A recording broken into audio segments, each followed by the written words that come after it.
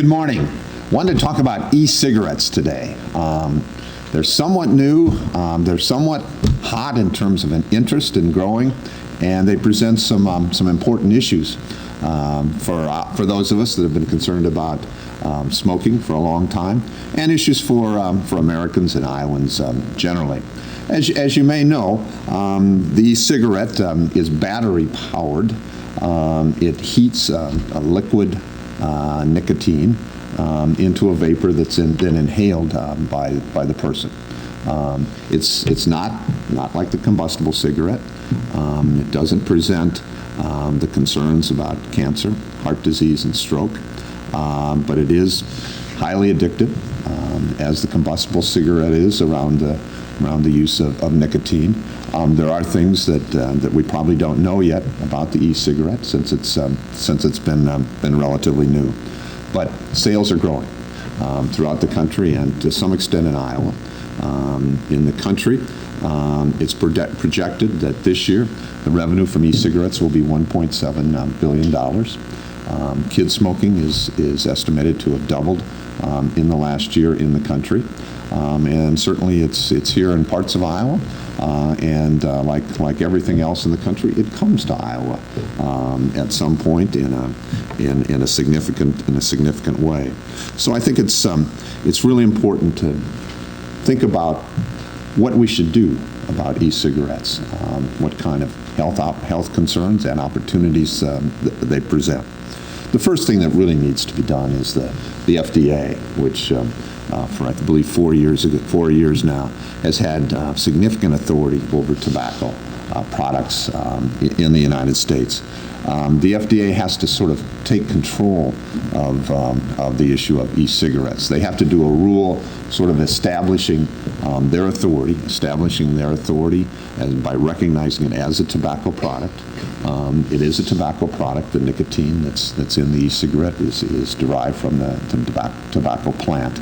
The state needs to act as well, and the most important thing that the state legislature needs to do is prohibit the sale of e-cigarettes to minors. As I mentioned just a couple seconds ago, it's an enormously addictive product that's very, very hard to kick from. As we all know, having friends and relatives and some of us having been addicted to nicotine. It's something that has some very, very serious consequences. Additionally, the legislature should prohibit e-smoking where we prohibit combustible smoking. In the AIR Act, the Free Air Act, should be extended to include the smoking of e-cigarettes. I think that we as a state have become very comfortable, and rightly so, with not having smoke in our public places, and to be able to enjoy those places free and clear of any kind of smoke. The other issue that the legislature should look at, but I don't think the solution is readily available at this point, but really needs to look at, and we are as well, is the taxation of e-cigarettes. Obviously, they should be taxed, in my opinion, more than the sales tax. Whether they should be taxed as much as the combustible cigarette, I'm not sure, and that's something that the legislature should look at. I think we need more information about the comparable prices of the e-cigarette and the combustible cigarette before a decision is made on taxation. It's a very interesting product that has some real dangers, but it has in the tobacco control world some cross currents in the sense that, as I mentioned before, it doesn't cause cancer, heart disease, and stroke as far as we know, like the combustible.